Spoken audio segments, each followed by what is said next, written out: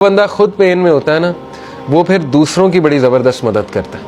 اسی لیے اللہ کے نبی صلی اللہ علیہ وسلم چونکہ خود اس غم سے گزرے ہوئے یتیم تھے اللہ کے نبی صلی اللہ علیہ وسلم، تو اس لیے اللہ کہہ رہا ہے فَأَمَّا الْيَتِيمَ فَلَا تَقْهَرْ، اے نبی اس لیے آرفن کو ٹریٹ اچھا کرو، اپریشن کے ساتھ ٹریٹ. یہ نہیں کہ اللہ کے نبی کرتے تھے، لیکن یہ کہ ان کے تھرو میسیج دیا جا رہا ہے. وَأَمَّا السَّائِلَ فَلَا تَنْهَرْ and repulse not the one who asks. اسی لیے اللہ کے نبی سے جب بھی کوئی کچھ مانگتا تھا آج تک انکار نہیں کیا ہی نہیں کبھی انکار اللہ کے نبی صلی اللہ علیہ وسلم نے. تو میسج کیا دیا جا رہا ہے کہ اب چونکہ تمہارا دل نرم ہے غم سے اور تم نے خود وہ چیز دیکھی ہے، تو اس لیے اب دوسروں کے ساتھ بہت نرمی برتاؤ. وَأَمَّا بِنِعْمَةِ رَبِّكَ فَحَدِّثْ and proclaim the grace of your Lord, اور اللہ تعالیٰ کی حمد بیان کرو. اب ہم ذرا لیسنس کی طرف آ جاتے ہیں. پہلے دو لیسن ہم نے نکالے کہ پہلے تین کہ اللہ کے نبی صلی اللہ علیہ وسلم ایون ان پہ غم آیا ہے، تو غم کوئی بری بات نہیں ہے، ٹھیک ہے نا، غم کو سزا نہ سمجھیں.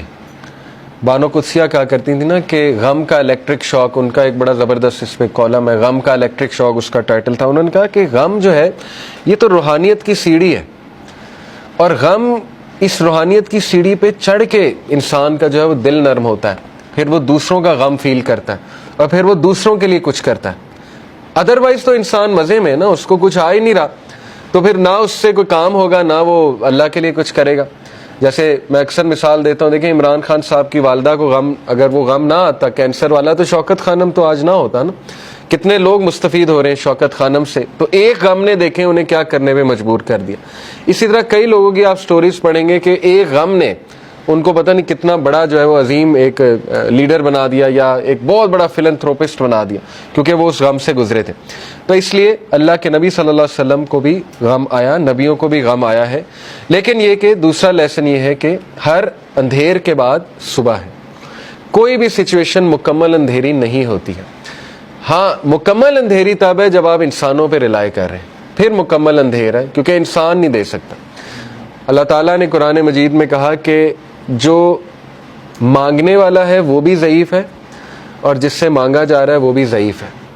ضعف الطالب والمطلوب، آئی تھنک یہ آیت ہے.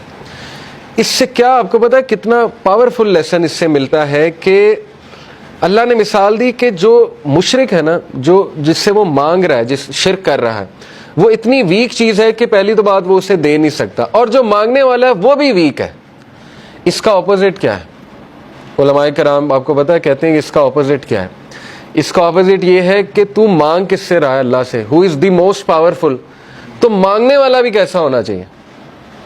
اگر وہاں تھا کہ مانگنے والا ضعیف ہے اور جس سے مانگا جا رہا ہے وہ بھی ضعیف ہے، تو یہاں کیا ہونا چاہیے کہ مانگنے والا وہ بھی پاورفل ہونا چاہیے اور جس سے مانگا جا رہا ہے وہ تو ہے ہی.